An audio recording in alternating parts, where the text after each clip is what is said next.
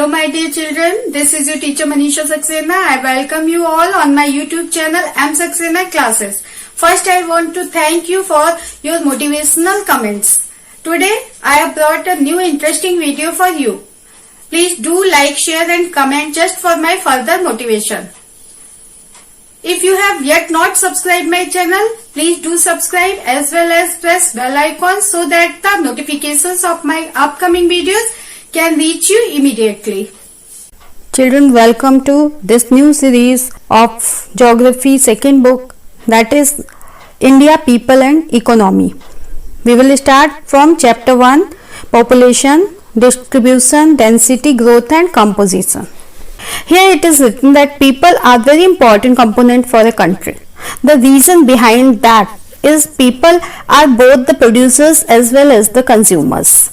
Human beings can make things and it is the same human beings who will consume that things and that is what makes the economies. Another aspect is, if you see the word nation or a country, basically it is an idea.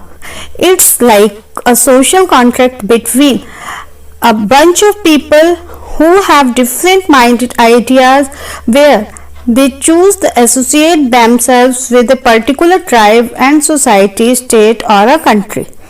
That is what happened early human age and it is still relevant today. So that is how the people are considered as an important component of a country. Now when you understand this, you also have to look of the other side. The large population puts pressure on its limited resources, because we know that the natural resources are limited and human beings have unlimited desires. Hence it becomes very difficult to reconcile human beings' unlimited desires with limited resources. If you look at India and China, their population are 1.3 billion and 1.4 billion respectively. Now basically majority of the human beings on earth live in these two countries. So just imagine the needs of these two countries' population. As human population grow, human demands for resources like water, land, trees and energy also grow, and when a country is not able to meet its population demand, that creates scarcity, and scarcity gives rise to many socio-economic problems. During scarcity, demand increases and supply is usually low. A good example would be that during summer you need electricity. All of a sudden the demand for energy increases and you will notice the demand for energy is always greater than the supply, because it takes a lot of time to produce electricity. That is why the price of electricity also increases during summer in a society. There will be some who can afford this price rise. There will be many who cannot, because it will directly affect the household income. In that case, many have to bear the heat of the summer and some may reap the benefit of an air conditioner. And that is how you will notice a socio-economic divide in the society. Anyhow, in the chapter we will discuss the pattern of distribution, density, growth and composition of India's population. So the first topic is distribution of population. When you look at this figure, you can see how these tiny dots distributed all across the India map, and here it says 1 dot is equal to 2 lakh persons. You will notice at some places the concentration of dots are more. These are places where the population is comparatively higher, and then there are places where you will find less. These are usually rural areas, or geographical or physical landscape is such that it makes human settlement tough. If you look at the states of Maharashtra, Bihar, West Bengal, Telangana, Andhra Pradesh, Tamil Nadu, Madhya Pradesh, Rajasthan, Karnataka and Gujarat occur around 76% of the total population of India. On the other hand, states like Jammu and Kashmir, Himachal Pradesh, Uttarakhand and Arunachal Pradesh, their population is very small.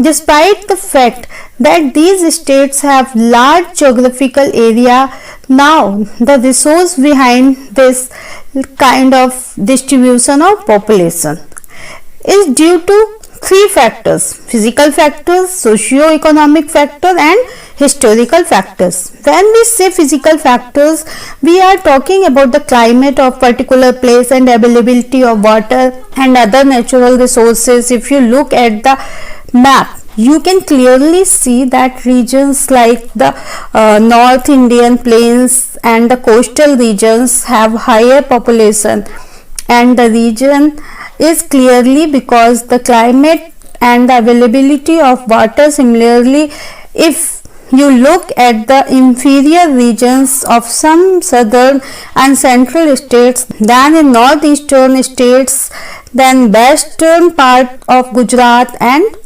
Rajasthan, places near the Himalayas, here the population is less due to extreme climate, harsh terrain and availability of drinking water. However, today in modern India, these places are attracting quite a lot of human settlement because of agricultural development, availability and extraction of mineral and energy resources and development of transport network. So this is what we mean when we say physical factor being one of the reason behind the distribution of population.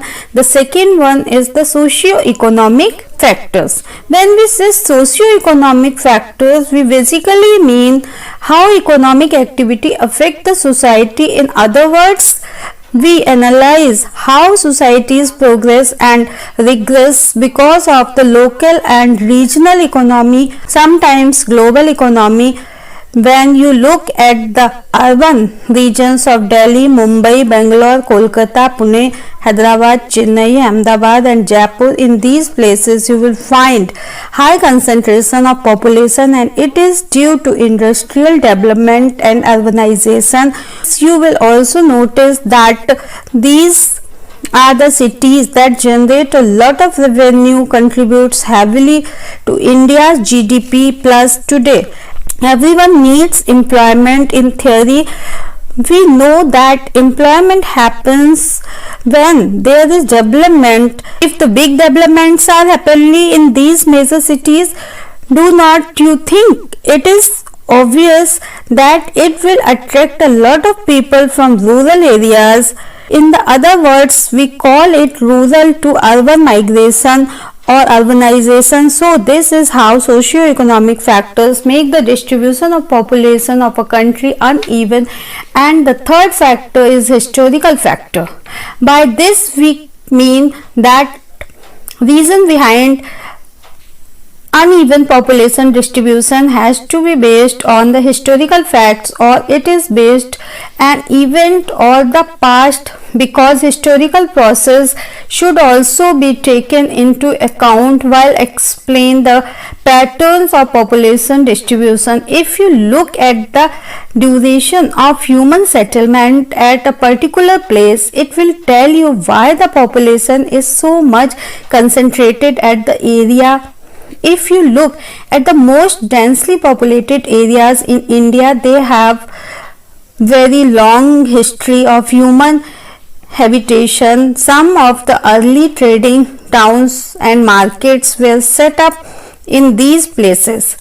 Then if you go back to the time of Indus Valley civilization and Harappan civilization, which is also called as earliest civilization known urban culture of the Indian subcontinent, it provides a strong evidence that Indian civilization had begun in and around the Ganga valleys. That is how with time not only these places evolved, the population also grew. The generation after generation, people continued to live in these places. And that is what we mean when we say how historical factors are the reason behind the distribution of population in India. Now let us go to the next topic, density of population. It is behind as number of person living as per square kilometer of land. It helps in getting a better understanding of the spatial distribution of population in relation to land. It is also used to measure the intensity of land used by people. To calculate the population density, you will have to divide the population by the size of the area. Population density is equal to number of people divided by land area. In India, the population density is on the rise. The density of population in India according to 2001 census was at 313 persons per square kilometer. In 1951 it was 117 persons per square kilometer. As for 2011 census, it has gone up to 382 persons per square kilometer. That means how 69 more people live in per square kilometer area in the country than the number of left 10 years ago. Here is a list of countries ranked according to their population density. India is the 26th rank. If you look at Monaco, it is tiny independent country and it is densely populated. Similarly, you look the states and union territories of India. Delhi is the most densely populated place in India. Delhi has nothing of its own. People came here and settled. Since it's the capital, people came here for the better work, education and life opportunities. Now, if you look at our Arunachal Pradesh, it is the lowest population density state in India. It is around 17% per square kilometer, and the reason behind this is lack of facilities of food as agricultural area there by its people. The geographical terrain is hilly, the weather is cold and rainy, and the most of the state is covered with thick forest. Now you know that what is population density and how it is calculated. In similar way, we can find out physiological densities and agricultural densities. So physiological density means the number of people per unit area of arable land. In the other words, how many people can be supported through per unit area of agricultural land. Arable land means the land which is capable of being plowed and used to grow crops. In other words, agricultural. Now finding the physiological density is an important data. It can actually shows us how many people are being supported by each unit of farm and how intensively the country is being formed, and the nation's food producing capability is higher.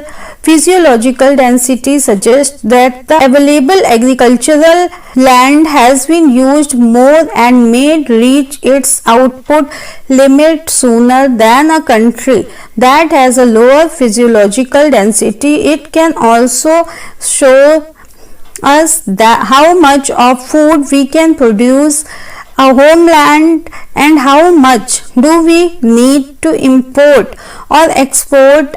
I will explain with an example. Let us take China and India. Now India is an agrarian land. Almost half of the total area of India is a good arable land, whereas that the number is only 15% for China. But then if you see China, it is 3 times larger than India in terms of area. Although China looks bigger on the map, population density low, but China's food growing capability is less for its people compared to India. By the way, physiological density is also called as real population density. We will take another example of Netherlands and India. Netherlands is second or third biggest agrarian exporter in the world. And have you seen the area size of Netherlands? Netherlands is about 29 times smaller than India, but the population density is almost similar to India. That means it is one of the crowded places on earth just like India. Now the question is how the country like Netherlands, which is equally overpopulated like India, has succeeded much better economically and socially, and they are also the second or third biggest agricultural exporter in the world. That means as they are not just meeting the food demands of their own people, but they are also able to export in the excess. On the other hand, India's agricultural condition is in a poor state, and if you see, we have been always told that it is because of overpopulation India is facing food shortage. How looking at both the examples, we can clearly stop blaming the population. There is another term called agricultural density. It means total agricultural population by net cultivable area.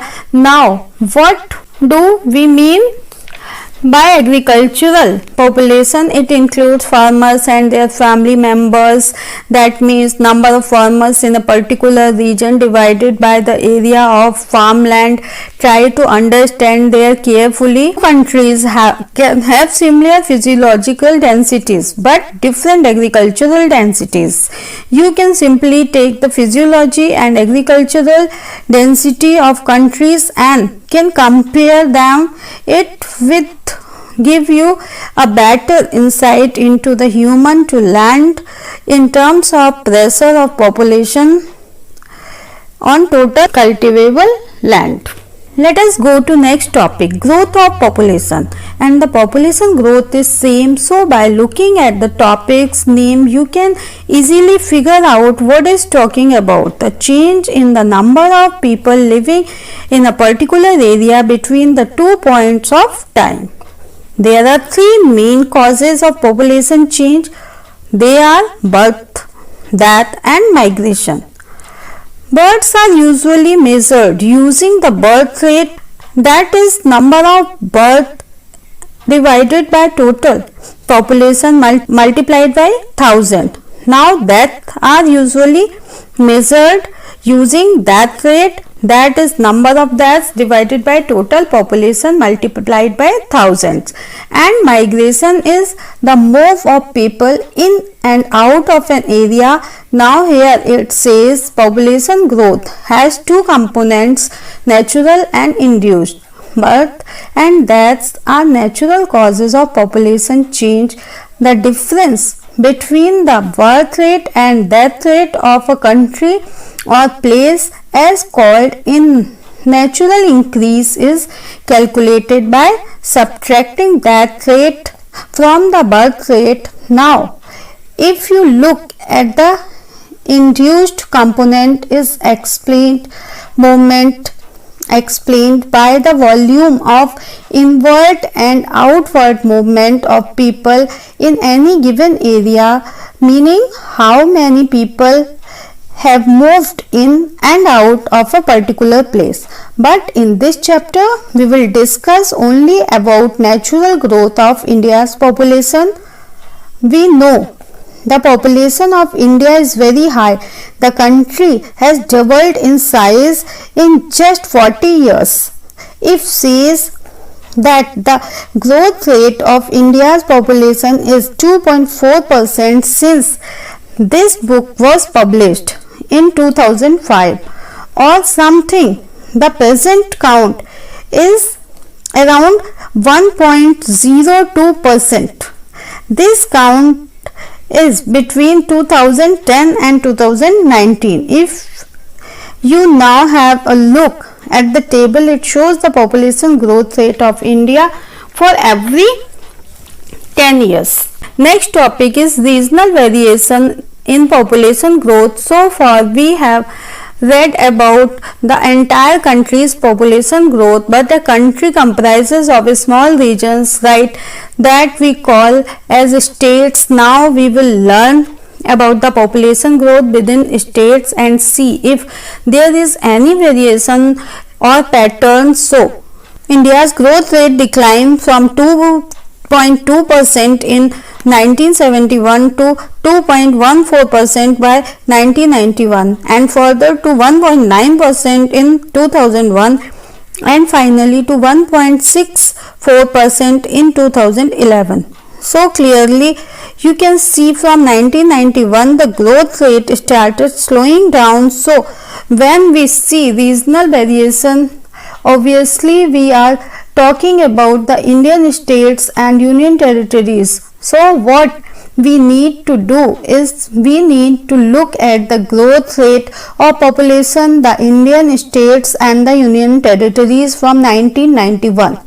That is how you will notice a pattern as to which states, the regions were having less population or more population.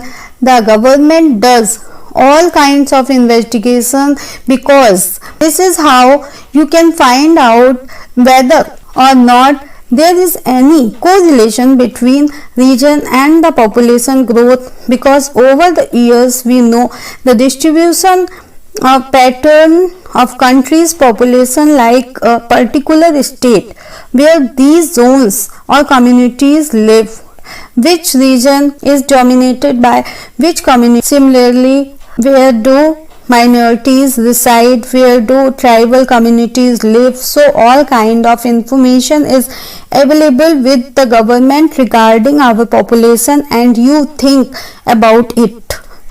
These kind of information is necessary, plus it makes it easy for the government to implement schemes, welfare, etc. for the people. That is different point whether or not people benefit from it, but you get the point, right? That is the kind of information we get when we dig deep into these regional variation in population growth. Anyhow, after 1991, states like Kerala, Karnataka, Tamil Nadu, Andhra Pradesh, Odisha, Pondicherry and Goa showed a low growth of rate not exceeding 20%. Over the decade, Kerala registered the lowest growth rate, 9.4%, not only in this group of states but also in the country as a whole. Notice that these are South Indian states. On the other hand, states like Gujarat, Maharashtra, Rajasthan, Punjab, Haryana, Uttar Pradesh, Uttarakhand, Madhya Pradesh, Sikkim, Assam, West Bengal, Bihar, Chhattisgarh and Jharkhand, the growth rate only remained 20 to 25%, meaning these western, central, northern and eastern parts of the country has relatively higher growth rate than the southern states. So clearly there is a difference between South India and North India when it comes to population, meaning few babies are being born in South. Another important aspect of population growth in India is the growth of its adolescence. When we say the word adolescent, we refer a period where the young person develops from a child into an adult, and that age groups is from 10 to 19 years. Here there it says, as per the 2001 census, that count is around 22%, but current as per 2011 census it is around 21.8%. In other words, every fifth person in India is an adolescent, and you must have heard this many times that young people are the bloodline of a nation. They are the change makers.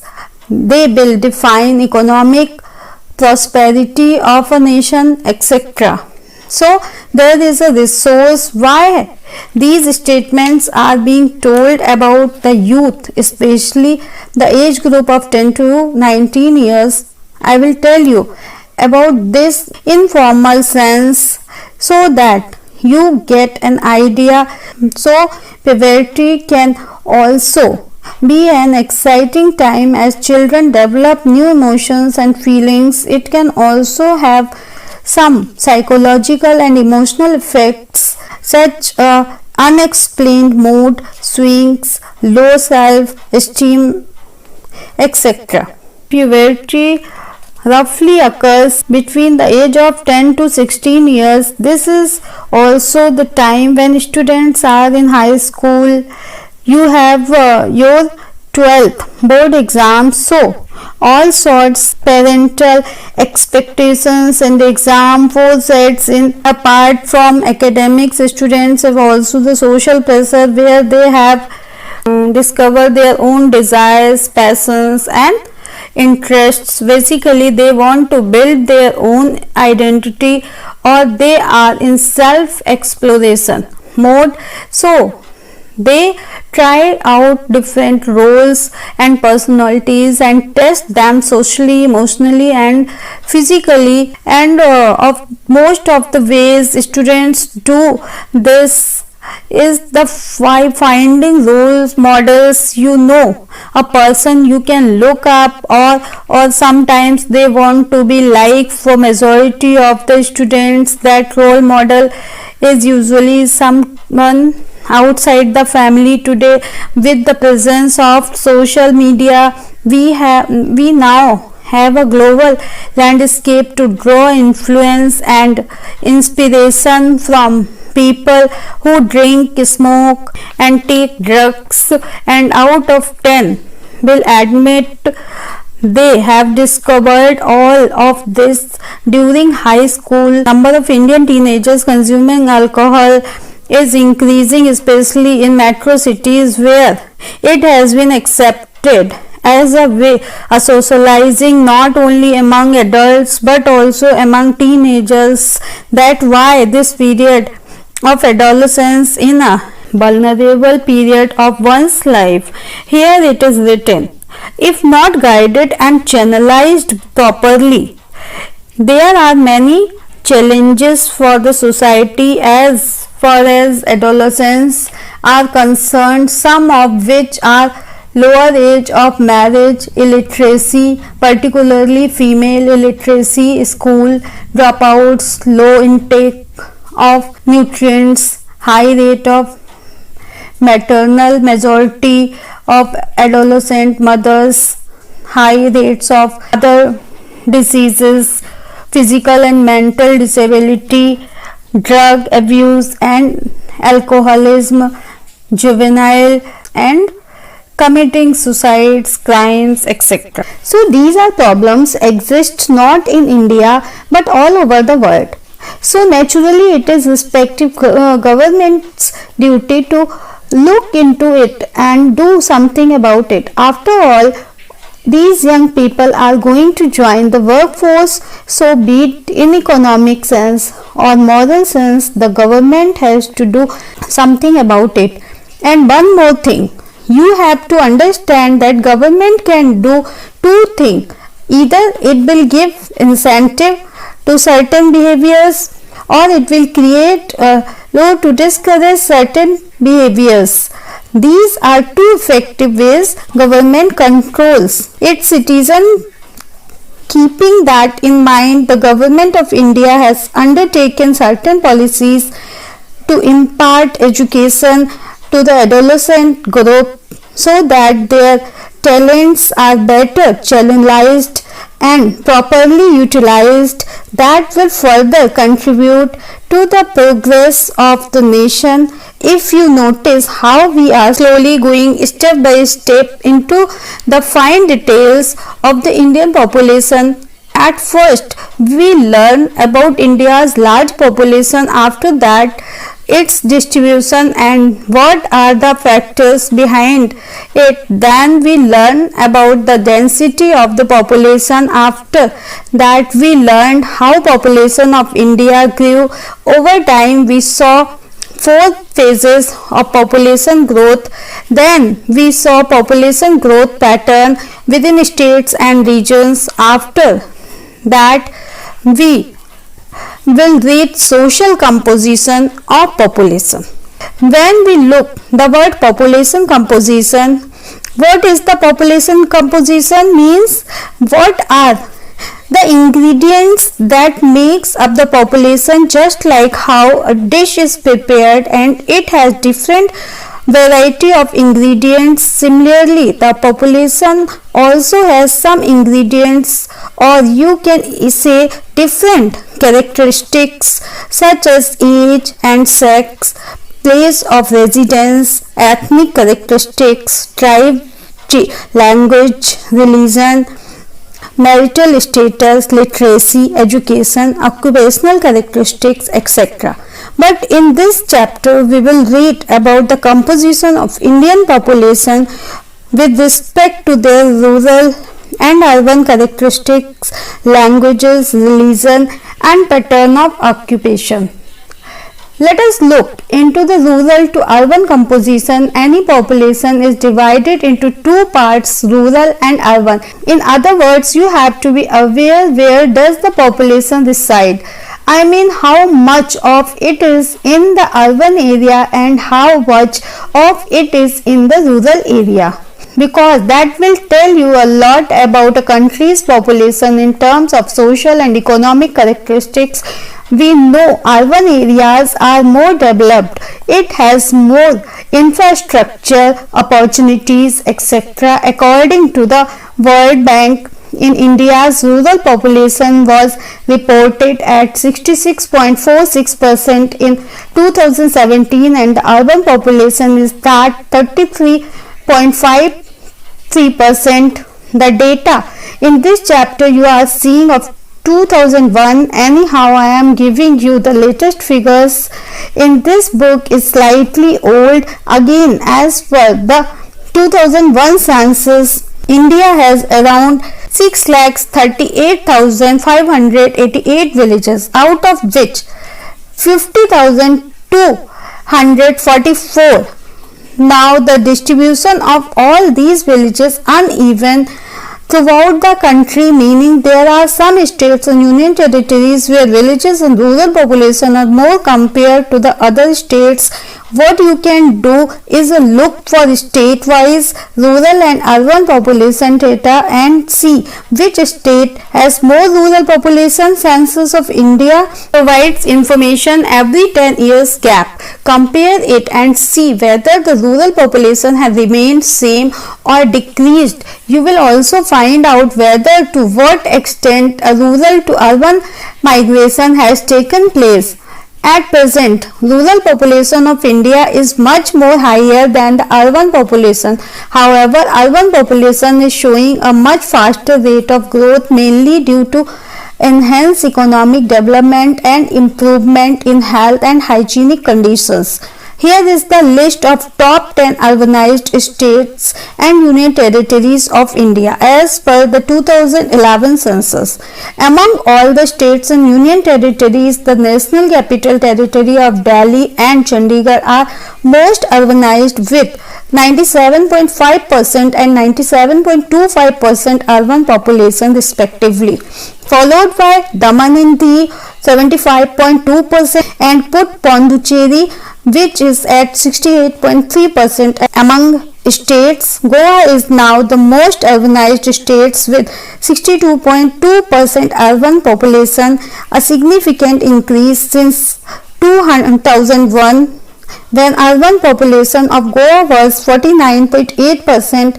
Another significant intense of rapid urbanization is that of Kerala. Its urban population is now at 47.7%, while a decade ago it was 25.9% among the eastern states. Mizoram is most urbanized with 51.5% urban population, though in terms of absolute contribution to the total urban population in the country, Mizoram's contribution is just 0.1%.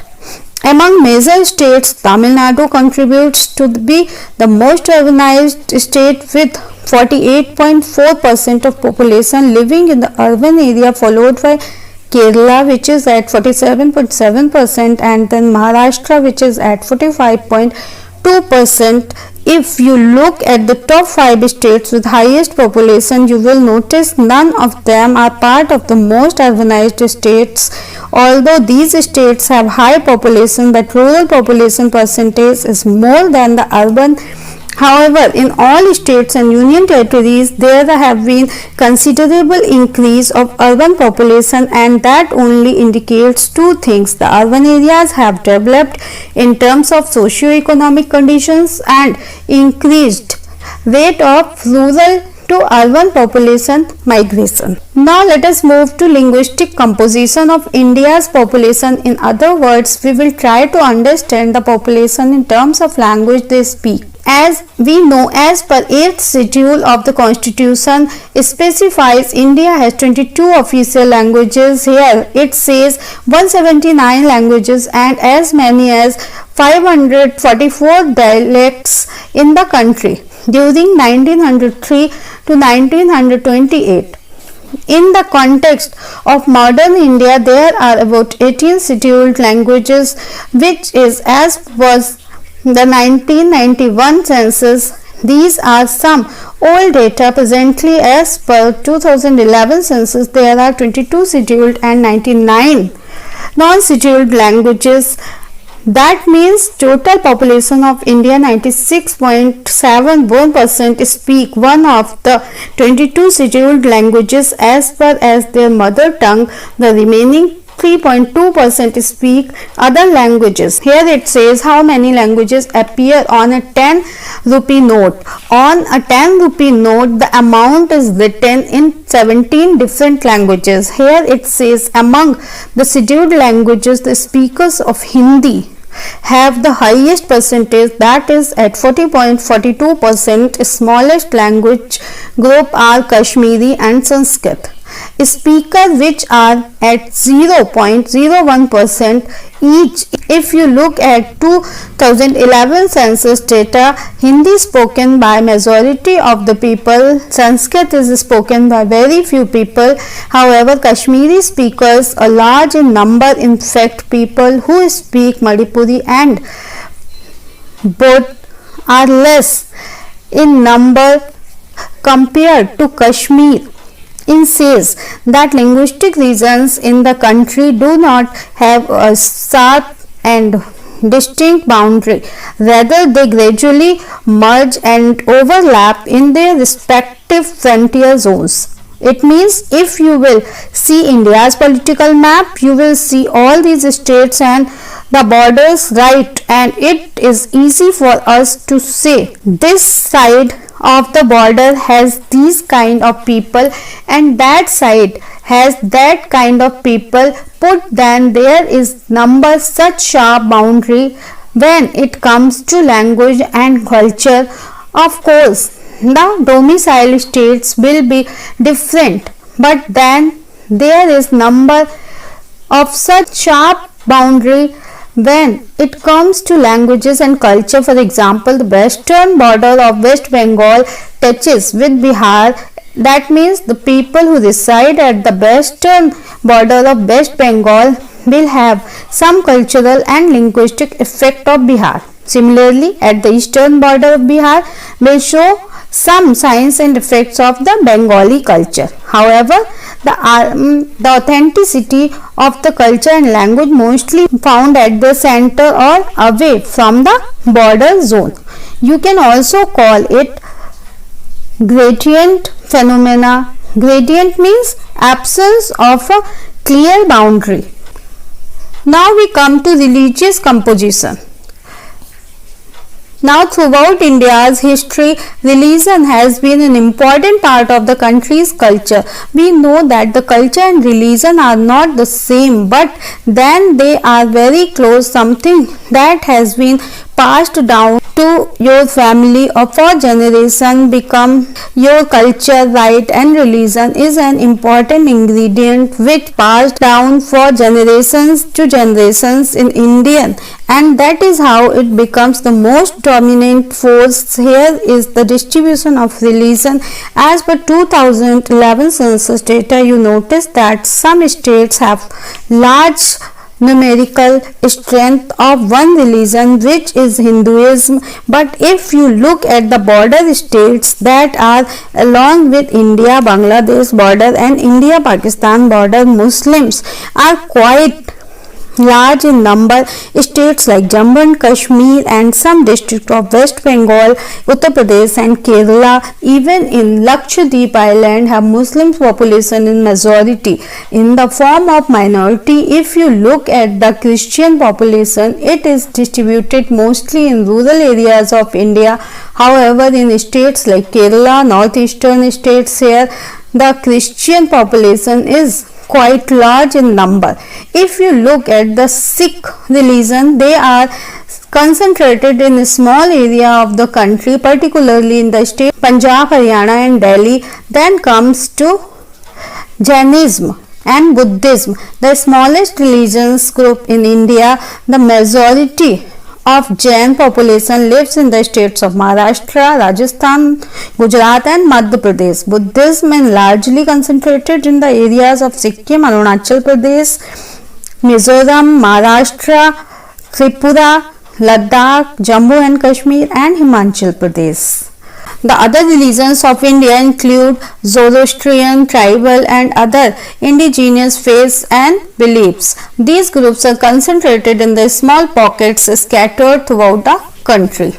Now we come to next topic, composition of working population. If we see the word working, immediately thinks in terms of economy. Working population refers to the number of people who are willing and eligible to work. Their age has to be 15 years and above. People who are still undergoing studies, housewives, persons above the age of 64 are not included in the labor force. Here it is written, here there are basically three types of workers: main workers, marginal workers and non-workers. The proportion of workers, both main and marginal, is only 39% as per 2001 census, leaving vast majority of 61% as non-workers. Now this is almost 18 years old data. Guarantee the scenario is different. Now percentage of non-workers in India is 49.8% as per 2007 to 2018. That means almost half of India's working age population is not contributing to any economic activity. The percentage of non-workers is far more in rural areas than in urban areas. Here is the 2001 and 2011 data on state-wise working population in India. As you can see, in many states the employment rate has dropped on very much remain the same. Barely there is any major change. By looking data, you will also realize that the states or union territories where the working population is high, those states are not really high or any economic development. So the point is, work population rate tends to be higher in the areas of lower levels of economic development simply because of the requirement of manual labor or workers. If I have to say it in an informal way, suppose there are two places. Place A is highly developed, machines are deployed and workers are less who earn decent amount of living. Now place B is not developed, but the number of workers are more doing hard labor. Nominal wages from above it may look the work participation rate is high in place B, even though there is no development. So, when we look at this data, now a society you will find different types of occupation when people engaged in different sectors of the economy. We call them primary, secondary, tertiary and also quaternary sectors. Here this table 1.4, you can see the sectoral composition of work force in India as per 2001 data. This table shows the number of people employed in different sectors. It also shows the male and female contribution. Clearly, male workers have outnumbered female workers in all the three sectors. Since the data is 2001, the present distribution of workforce across economic sectors, as this you will notice the percentage of workforce in agriculture has reduced, but it has increased in the tertiary and secondary sectors. Now I could not find the data on gender wise for contribution and different sectors of the economy, while we do have data on state wise participation of male and female in the economy, but that is not the point. What we need is sector wise male and female contribution in the economy, and that we can see the trend as to be where the women contribute more compared to men, because in recent years there has been some important in work participation of women in secondary and tertiary sectors. Children, chapter is over now. I hope you will find this video informative. Let me know your comments in comment box. See you next video. Thank you.